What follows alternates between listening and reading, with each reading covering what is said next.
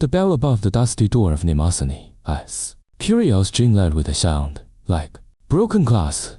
Avery stepped inside, immediately enveloped by the scent of old paper, decayed leather, and something faintly metallic. The cramped shop overflowed with relics of forgotten lives, sepia photographs in tarnished frames, chipped porcelain dolls, bundles of yellowed letters tied with faded ribbon. Avery was in there for nostalgia. They were desperate. The gaping hole where their brother Liam should be in their memory. The phantom ache of his absence had driven them here. An obscure online forum whispered that the shop's enigmatic preacher dealt in memory solutions. From behind the towerings, Mr. Silas lay thin, waistcoat the color.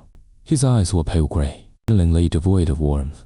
He, expression as Avery, accident a month prior, had erased not just his death, existence, from a selective amnesia, but the ghost limb of grief, and Avery's eyes, an affliction of the psyche, clinging like stubborn mold. Silas murmured, his voice dry as parchment. The mind, wounded cheeks to cauterize, but sometimes it cuts too deep, leaving only the shape of the loss. He gestured towards the cluttered shelves. Here, we deal not in cures but in management, removal. Avery recoiled. Removal of the feeling.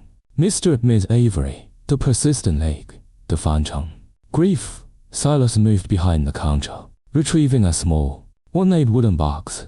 Inside, nestled on dark velvet, lay a smooth, obsidian, black stone, cool to the touch even from a distance. This is ale. The stone, the focus. It doesn't restore memory. It dissolves the emotional residue attached to the void, the pain without the source. Desperate for relief from the constant, sourceless sorrow, Avery agreed. The price was steep. A cherished childhood possession, Avery's worn leather journal filled with dreams and sketches. Silas took it with unnerving reverence. The ritual was simple, clinical. Avery held the icy stone, focusing on the hollow egg, the frustrating knowing that something vital was missing, while Silas chanted words in a language that scraped unpleasantly against the mind. A wave of profound coldness washed through Avery, followed by an abrupt, blissful numbness. The pressure behind their eyes vanished. The constant, gnawing grief evaporated like smoke. Relief was instant, intoxicating. Avery left the shop feeling lighter than air. The world seemed brighter, sharper. They didn't need to remember Liam to feel free of the pain. Life resumed, easier, quieter. Then the fading began. A week later, Avery glanced at a framed family photo. On their desk, their parents smiled. A younger Avery grinned, but next to them, where Liam should have been, the image seemed blurred, indistinct, like a smudge on the glass.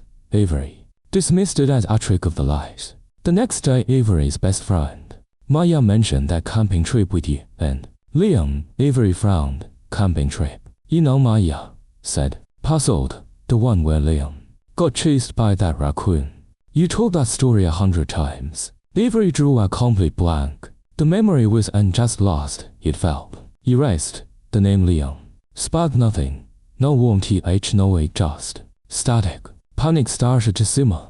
Avery dug out old emails, texts, conversations referencing Liam was suddenly cryptic, nonsensical. Thanks for helping me move with Liam. Read one. Who was Liam?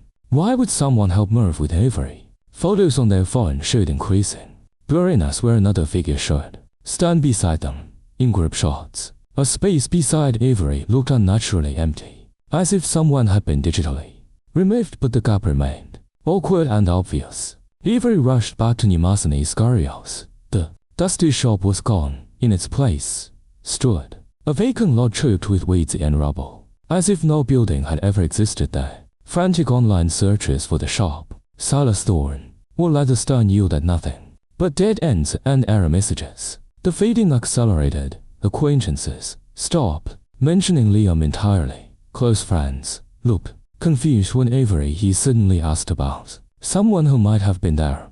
Their parents, visiting, brought only one set of childhood photos. Avery. Alone, Avery pointed to a blurry space in a faded beach picture. Who was there? Their mother frowned, squinting. Just you, sweetheart. Always just you. Her voice held no deception, only gentle concern for Avery. A strange question. Horadont. cold and absolute. It wasn't just the memory of Liam that was gone. It was his existence. He was being systematically excised from reality, from history, from the minds of everyone who ever knew him. And Avery, holding the key to his annihilation, the numbness, purchased with the Lethe Stone, was the only one noticing the terrifying edits. Avery found the old letter journal they'd given Silas tucked under their pillow one morning. It shouldn't exist. They'd watched Silas take it. Trembling hands opened it. Avery's familiar hand. Writing filled the early pages. Dreams, sketches, teenage angst. Then, halfway through, the entries changed. A different hand. Bolder, messier. Entries about shared secrets. Inside joked frustrations with parents. Dreams for the future. Signed, Liam. Drawings depicted figures. Unmistakably a younger Avery and Alan Keyboy with messy hair and a familiar grin. Page after page documented a shared life Avery couldn't remember. Proof of a brother being unmade. The final entry in Liam's hand was chillingly recent. The ink unnervingly fresh. Avery, can you feel it? The world getting thinner. The edges blurring. It's like I am dissolving. They don't see me anymore. Mom looked right through me yesterday. It's so cold and quiet. You read the only anchor left. Don't let go, please. Remember the fort, the tree house, the stupid rock fight with the Millers. Anything, just to remember me. Would their lines be? Nothing left, not even a hole. Just empty space. He's not just stealing me from you. He's stealing me from everywhere. Silas isn't. Don't he feeds on the unmade? Find the stone, break it, before I'm just unremembered. The journal fell from Avery's numb fingers. The numbness from the stone wasn't relief. It was the anesthetic for a metaphysical amputation. The hollow feeling was gone.